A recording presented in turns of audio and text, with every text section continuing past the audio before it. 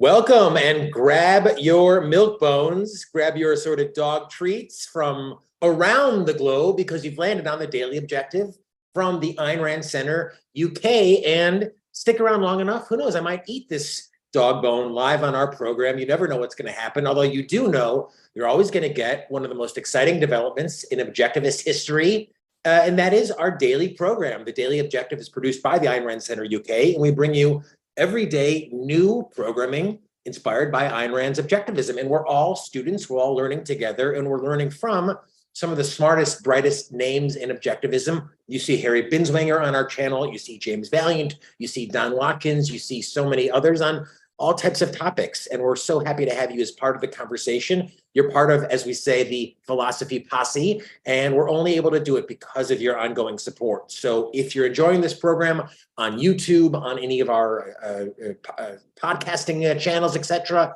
hit us up. We need the 2 pounds, the 5 pounds, the 30 pounds to keep this programming on the air. And in fact, we're expanding the programming, and you're going to hear more about that in the coming days and weeks. But show us you love us and show us you care by being a trader, not a freeloader, and hitting us up on the super chat. Now, we tackle everything here on the Daily Objectivist. The Daily Objective, sometimes it's, heavy epistemology, sometimes it's ethics, very often it's politics or economics. Today, we're talking about something that I know quite a little bit about, and that is, pets. That is pets. You're looking at a photo of me and my recently departed dog, Bailey. A lot of people don't know Miss Rand referred to pets, as she said that a pet is like a substitute friend, was Miss Rand's term, as a pet is like a substitute friend. And I know the pets I've had in my life have very much been like that. That was Bailey. And more recently, here is Maudine, just recently turned 7.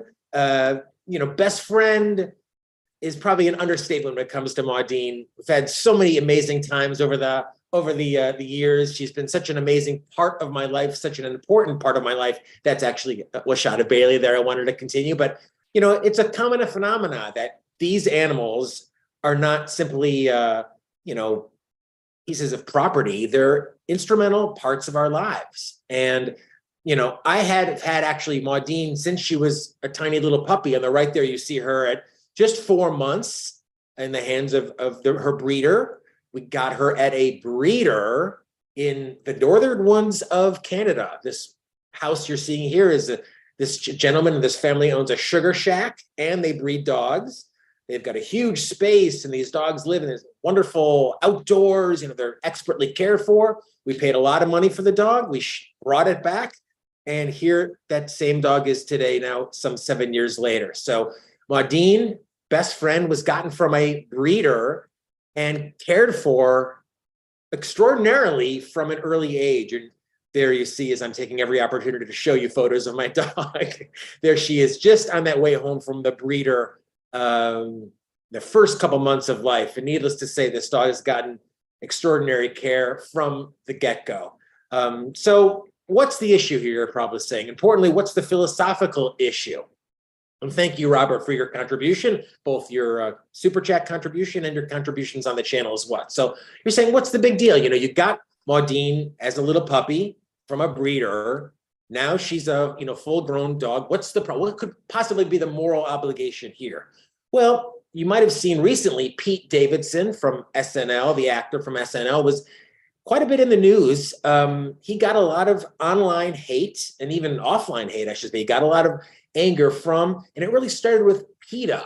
PETA is the People for the Ethical Treatment of Animals. They are the so-called animal rights advocacy.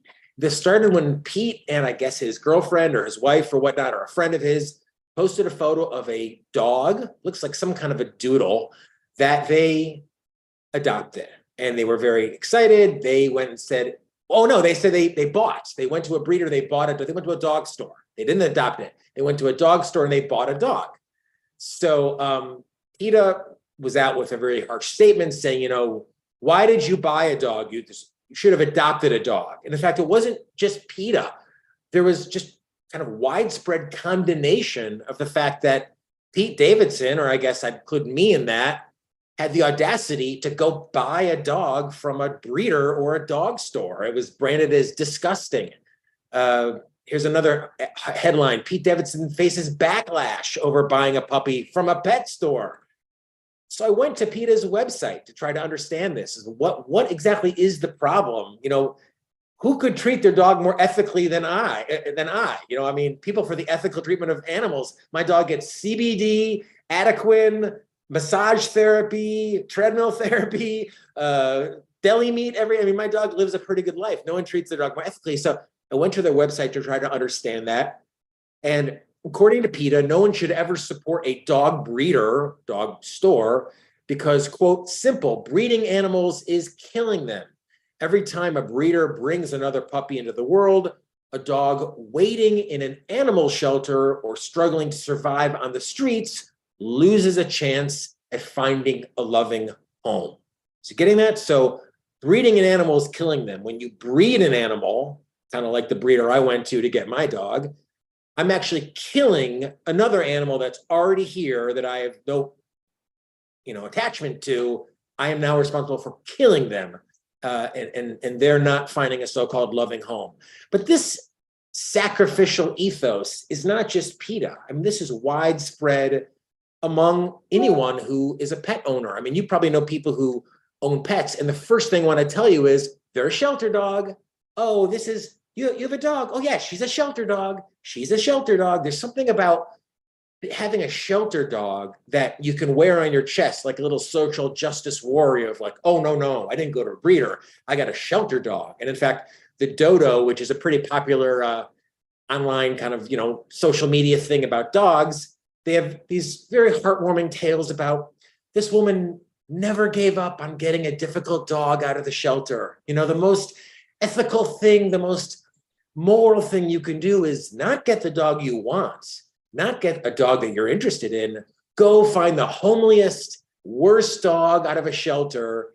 That's the one you should bring home. And knowing this is so out there, I mean, as I said, you probably know many pet owners who the second or third thing they tell you is, it's a shelter dog. This to me is altruism. Ayn Rand explicitly wrote about this, not dogs, but wrote about altruism. Quote, what is the moral code of altruism? The basic principle of altruism is that man has no right to exist for his own sake, that service to others is the only justification of his existence, and that self-sacrifice is his highest moral duty, virtue, and value. So in the pet world, that means not getting the dog you want. You have no right to get the dog you want. Your service is, your justification of your existence is just service for others. So here's another headline, adopt a cat or big dog. Why? To help reduce pet homelessness. Like, that's your job. That's your responsibility now. Not to get a dog because you want a substitute friend or get an animal, but now you have to sacrifice. You have to reduce pet homelessness, or even go back to that PETA line,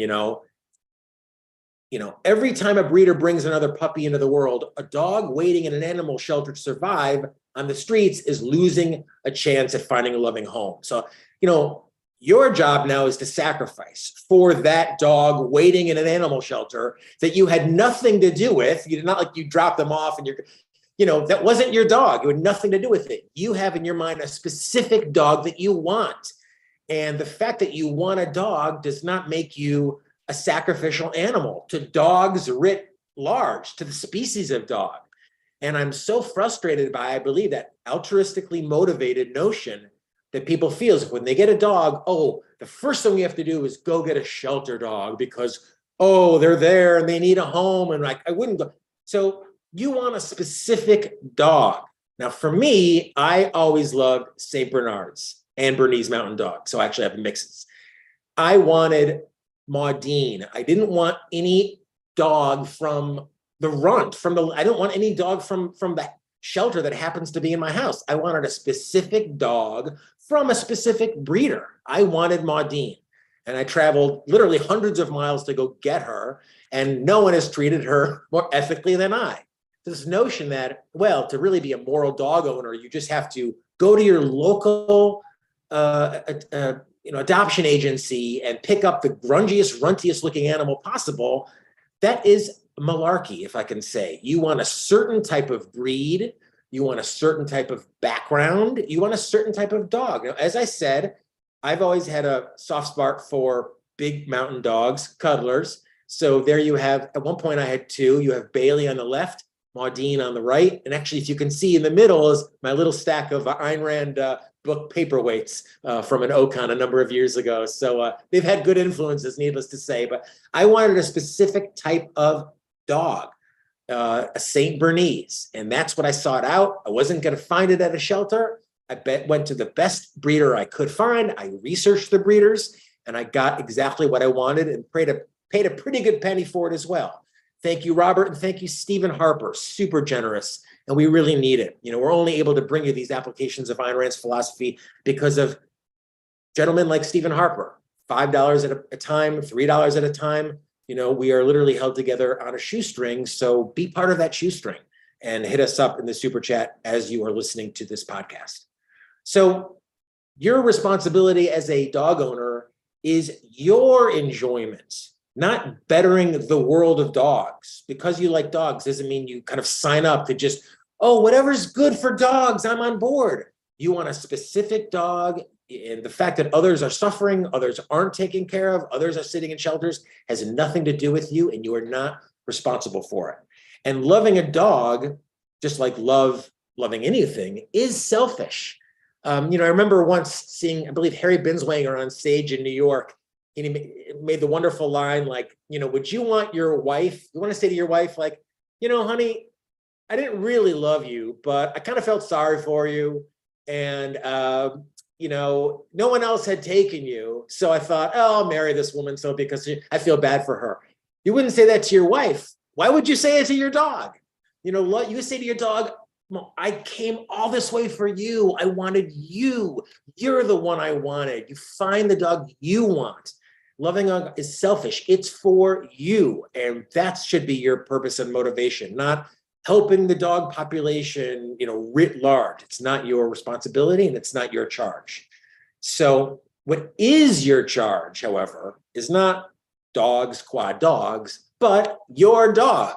So it doesn't matter where you get a dog. You are taking responsibility for a living thing, and it is your responsibility to take care of it, to feed it, to give it medical care. There's been a tremendous explosion over the pandemic of people adopting dogs because they're kind of bored and not taking responsibility for that. I think that is completely immoral. This is a living creature. And as you can see there, my dog is feasting on frosted mini wheats. So she eats very well. Thank you, Equal to Reality, and reminding us, don't forget to say positive. And I do because of Ayn Rand's philosophy. Ayn Rand is the only philosopher in history that I'm aware of to challenge that code of altruism. So when someone says to you, wait, you bought a dog? When Pete Davidson should say, ironically, he went and left, I suppose, I didn't put it in the presentation, I'm told a expletive-laden voicemail on PETA's voicemail telling them to suck his dick and stuff like that. What he should have said, or should have copy and pasted, was Ayn Rand and said, look, PETA, why? Why must man live for the sake of others? Why must he be a sacrificial animal? Why is that the good?